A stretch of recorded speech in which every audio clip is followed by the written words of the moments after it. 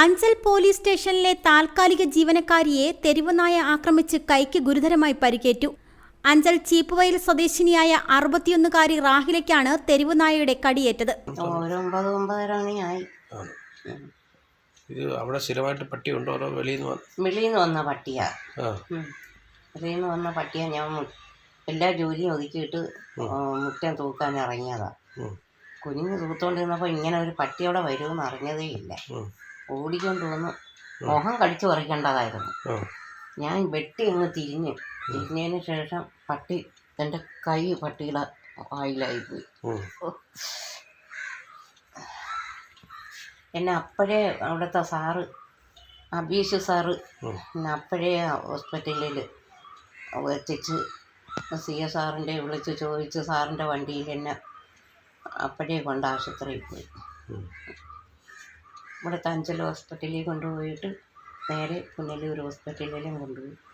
ഇന്നലെ രാവിലെ അഞ്ചൽ പോലീസ് സ്റ്റേഷന്റെ മുറ്റം അടിച്ചുകൊണ്ടിരുന്ന താൽക്കാലിക ജീവനക്കാരിയായ റാഹിലയെയാണ് തെരുവുനായ കടിച്ച് കൈക്ക് ഗുരുതരമായി പരിക്കേറ്റത്.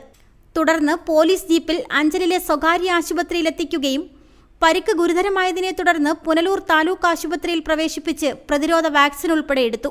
അഞ്ചൽ പോലീസ് സ്റ്റേഷന്റെ സമീപത്തായുള്ള കാളച്ചന്തയിലും തൊട്ടടുത്ത ESI ആശുപത്രിയുടെ പരിസരത്തും തെരുവുനായ്ക്കൾ തമ്പടിച്ചിരിക്കുകയാണ്. ESI ആശുപത്രിയിലെ ഉൾപ്പെടെയുള്ള സ്ഥലങ്ങളിലെ ജീവനക്കാർ തെരുവുനായ്ക്കൾക്ക് ആഹാരം നൽകുന്നതുകൊണ്ട് പല സ്ഥലങ്ങളിൽ നിന്നുള്ള തെരുവുനായ്ക്കൾ ആഹാരം തേടിയെത്തുന്നത് നിത്യസംഭവമായി മാറിയിരിക്കുകയാണ്. ഇതുമൂലം തൊട്ടടുത്തുള്ള LP സ്കൂളിലേക്ക് പോകുന്ന വിദ്യാർത്ഥികൾക്കും അയൽവാസികൾക്കും ഏറെ ഭീഷണിയായിരിക്കുകയാണ്. അഞ്ചലിലെ കാളച്ചന്തയിലും ESI ആശുപത്രിയിലും തെരുവുനായ ശല്യം രൂക്ഷമാണ്. ഇതിൽപ്പെട്ട തെരുവുനായയാണ് കഴിഞ്ഞ ദിവസം മുറ്റം അടിച്ചുകൊണ്ടുനിന്ന 61-കാരിയെ ആക്രമിച്ചത്.